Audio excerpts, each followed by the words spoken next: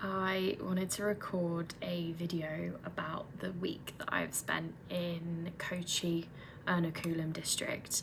I have never felt so far out of my comfort zone, but in the best possible way. I've spent a very short week with the palliative home care team at Arike Care, and that week was the most beautiful introduction as to how things are done here in Kerala and the many differences that there are to home in the UK.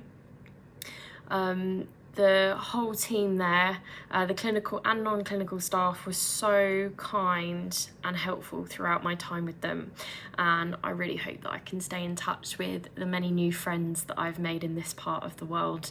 I hope anyone who comes to the UK will get in touch with me and I'll take you out for fish and chips.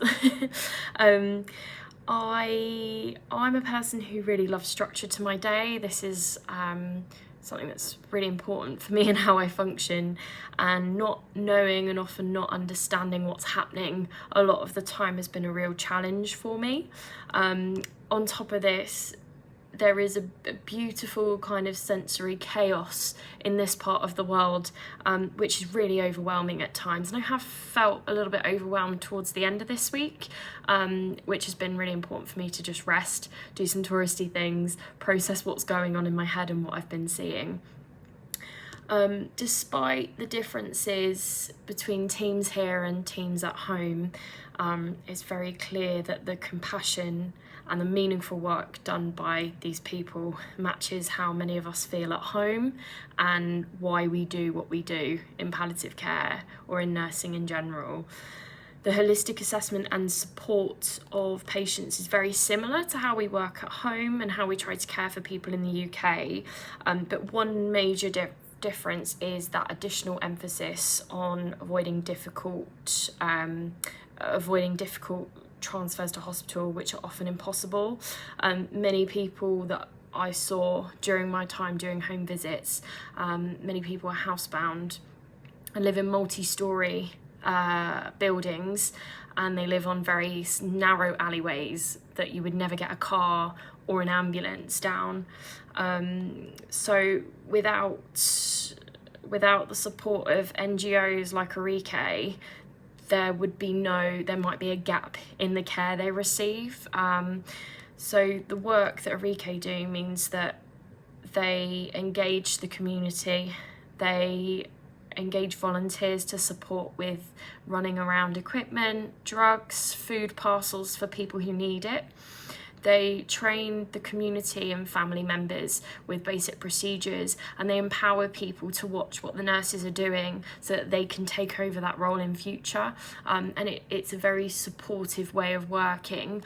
Dr. Atul Manuel, who is leader of Arike Care, he spoke about empowering and giving back the power of care and medicine, because it's so paternalistic here and in the UK, and that really struck me, because we often, I know I'm guilty of sometimes, if someone's watching me do something, I'm like looking over my shoulder and I feel very uncomfortable, but actually, you know, people should be seeing what we're doing and learning about it, and giving back that power. So I think that's really interesting. The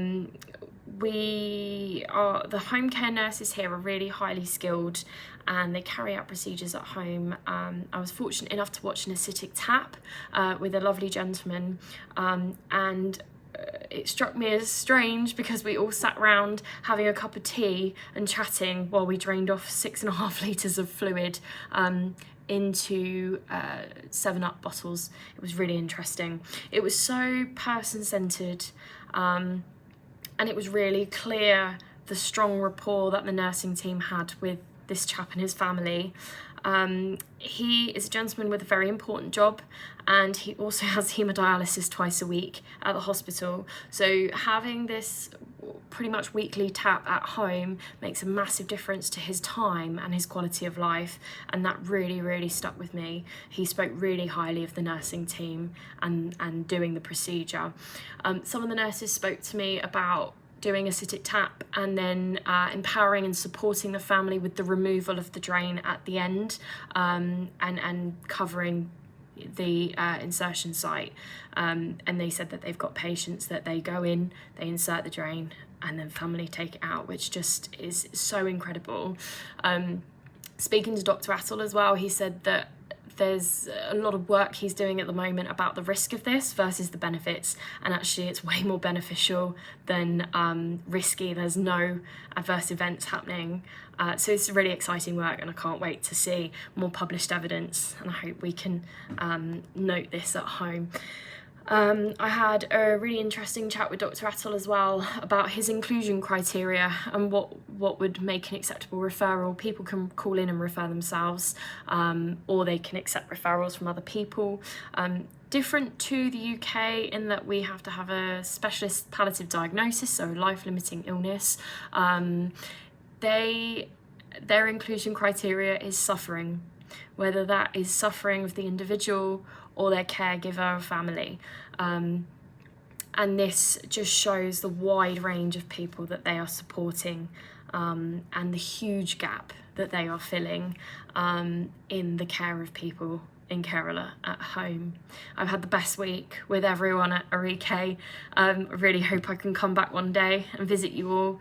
I've attached some photos of the week, and I have consent from all of these patients to share their photographs, so I hope you'll enjoy seeing some of the smiley faces of the beautiful people I've met in Kochi and Ernakulam this week. Thank you.